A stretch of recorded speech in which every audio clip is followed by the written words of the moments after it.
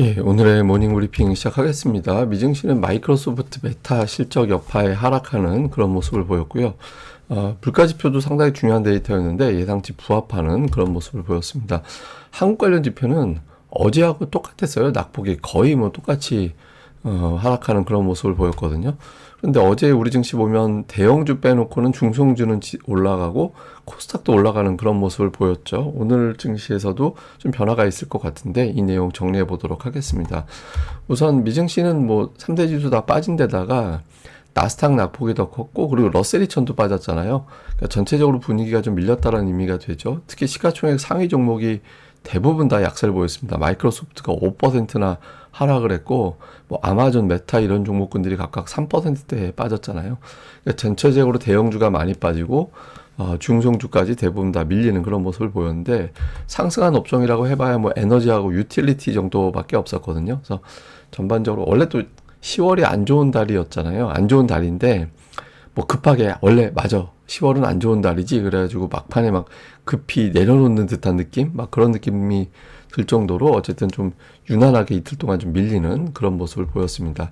시장에 빠졌던 거는 이제 마이크로소프트하고 이제 메타 실적 발표 이후에 두 종목 다 실적은 잘 나왔는데 향후에 이 지출을 이렇게 많이 늘려놓은 상태에서 수익이 계속 나올 수 있을까? 수익 증가세를 유지할 수 있을까? 이런 걱정이 좀 있었던 것 같아요. 실제로 보면 자본 지출이 계속 늘어나는 듯한 그런 모습이 나오고 있죠. 그러니까 특히 마이크로소프트 같은 경우는 굉장히 많이 늘어나고 있는데 이 늘어나는 거 대비 수익성이 따라줄 수 있는 건가? 이런 걱정을 좀 하게 된 거죠. 그래서 지금이야 뭐 AI가 엄청난 성장을 이룰 것이다라는 기대감이 있긴 하지만 AI 관련된 매출이 팍팍 늘어나지 않게 되면 이렇게 투자 많이 한 거에 대한 성과, 후유증 없을까?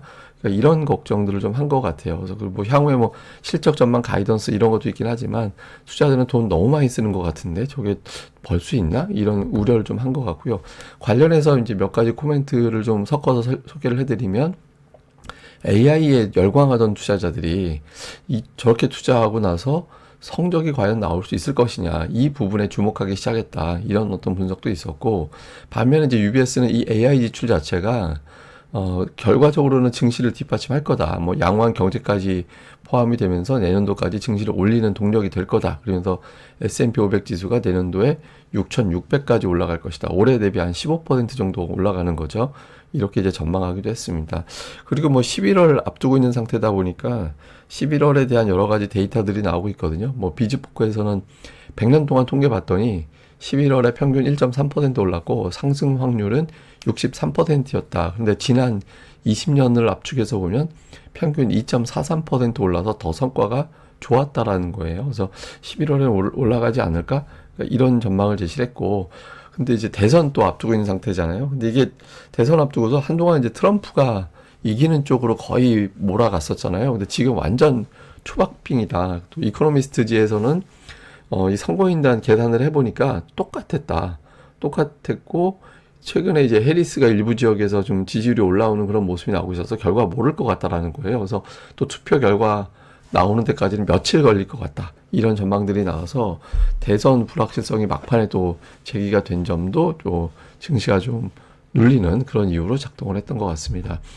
이날 또 중요한 것은 물가지표인데 이 메타라든가 이런 기업들 실적의 물가지표가 좀 가려져 버렸죠.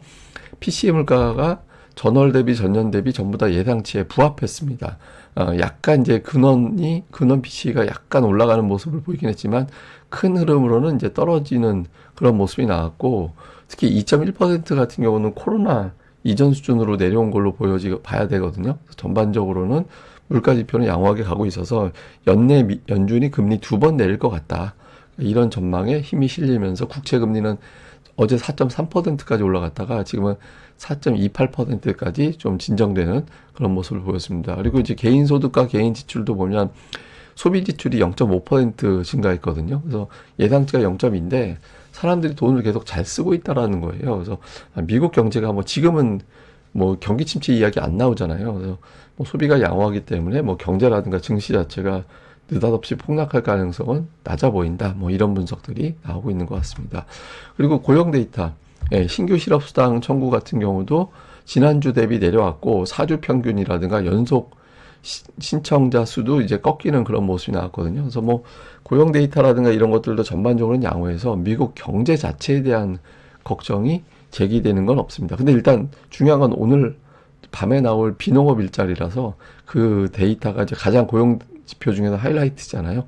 그 데이터를 보면서 금리 인하에 대한 어떤 전망이 유지가 될지 좀 바뀔지 이거는 결정이 될 것 같습니다. 예, 그리고 주요 종목들 보면 사실 앞서 말씀드린 대로 에너지와 유틸리티만 올라서 특징주를 나열하는 게 좀 애매해요. 근데 오늘 좀 특이한 건 엔비디아가 아니 저렇게 투자 지출 때문에 AI 관련된 지출 때문에 주가가 빠진다면 그 수혜를 엔비디아가 누려야 되잖아요. 근데 엔비디아 주가는 오히려 4.7% 빠져버렸죠. 왜 빠졌는지 보니까 오늘 야후에서 이런 기사가 나왔어요. 그 마이크로소프트하고 알파벳의 재무 담당자의 어떤 발언을 인용을 해서 그 AI 투자가 언젠가는 둔해질 거다. 근데 그게 언제가 될지는 모르겠는데 어쨌든 지금과 같은 투자 증가 속도가 이어지지는 않을 거야. 그러니까 이런 어떤 코멘트가 나왔거든요. 그러니까 이런 코멘트가 나오면서 아 맞아 언젠가는 투자가 줄어들겠지. 그러면 엔비디아의 성장성도 언젠가는 꺾이겠지. 뭐 하여튼 이런 식으로 분위기가 만들어지면서 이제 밀리는 그런 모습을 보였고요. 그리고 오늘 중요한 건 메가캡 기업들의 실적 발표가 마무리가 되는 날이잖아요. 예, 지금 이거 실시간으로 계속 바뀔 것 같긴 한데 애플은 일단 발표 이후에 주가가 약간 빠졌는데 이거는 지금 제가 방송하는 시간대고 그 이후엔 또 바뀔 것 같긴 합니다. 근데 어쨌든 이렇게 됐고 아마존도 아마 실적 나왔는데 잘 나왔습니다. 그래서 4% 주가가 올라갔고 인텔은 예상치 상회하는 실적과 전망 제시하면서 주가가 큰 폭으로 올라가는 그런 모습을 보여서 마감 후에 나온 기업들의 실적 그리고 주가 반응은 괜찮은데 근데 이거는 그 우리 증시 들어가기 전후의 시간대까지는 좀 확인을 해봐야 될 것 같습니다. 어쨌든 이런 결과가 나왔습니다. 자, 우리 증시는 어제 코스피 지수는 추세를 깨는 그런 움직임이 나왔잖아요. 그러니까 이게 고점 낮아지지만 저점은 높아지고 그런 흐름에서 저점이 뚱 하고 떨어지는 그런 모습이 나왔거든요. 그래서 어제 이게 도대체 왜 이랬을까? 중소형 업종 지수 어제 플러스가 났거든요, 지수가.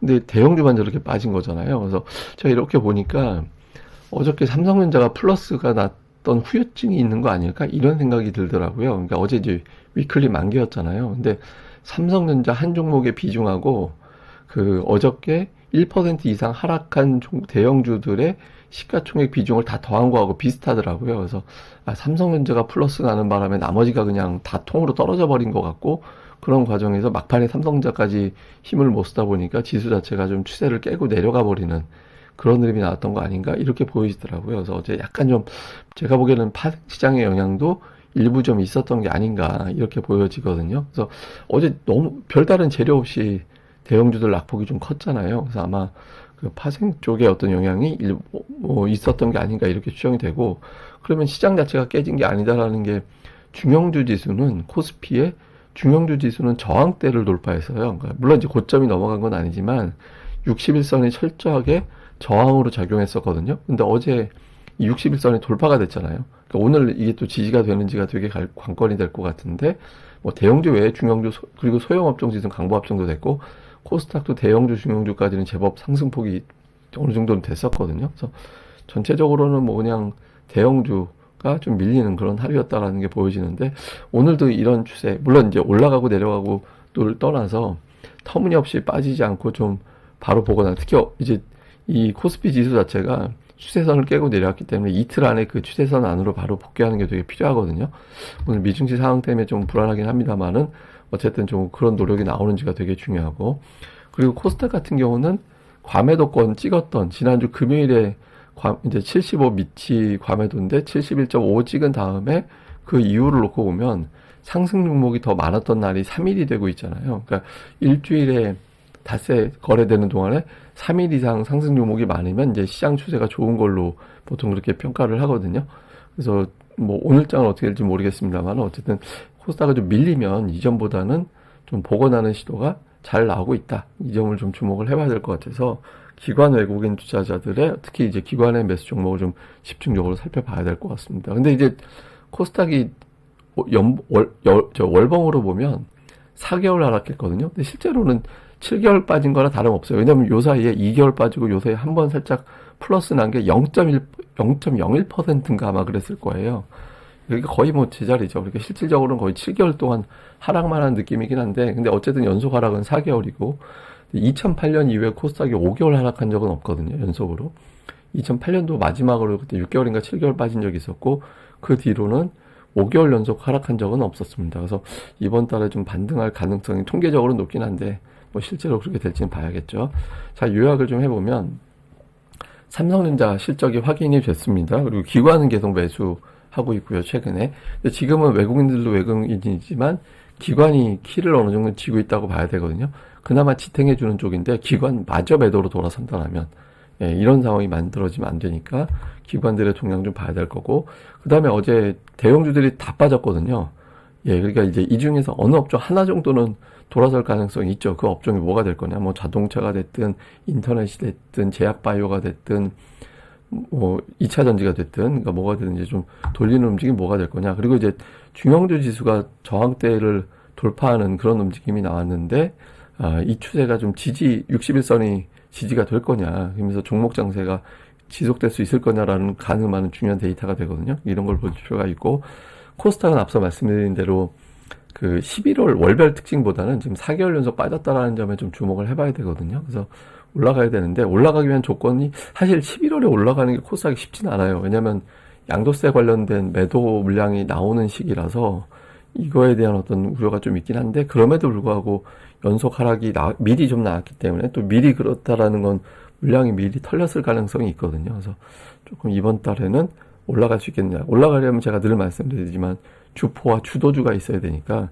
그런 조건이 충족되는지도 살펴보도록 하겠습니다. 근데 제가 어제 이제 이 차트를 보여드렸잖아요. 기관 투자자들의 승률이 보통 좋은데 기관 투자자들이 한 5, 60%밖에 안 된다. 그래서 기관들이 물린 종목군들 봐야 된다라고 말씀드렸잖아요. 어제 종가 기준으로 그 종목들을 보시면 승률이 갑자기 확 올라갔죠. 그러니까 기관 투자자들이 매수한 종목군들 같은 경우는 이제 시장만 보통 정도만 유지가 해도 좀 승률이 좋은 편이거든요. 그래서 이런 종목군들 계속 체크해 볼 필요가 있고, 뭐 어제 지수가 많이 올랐으니까. 근데 안 그래요.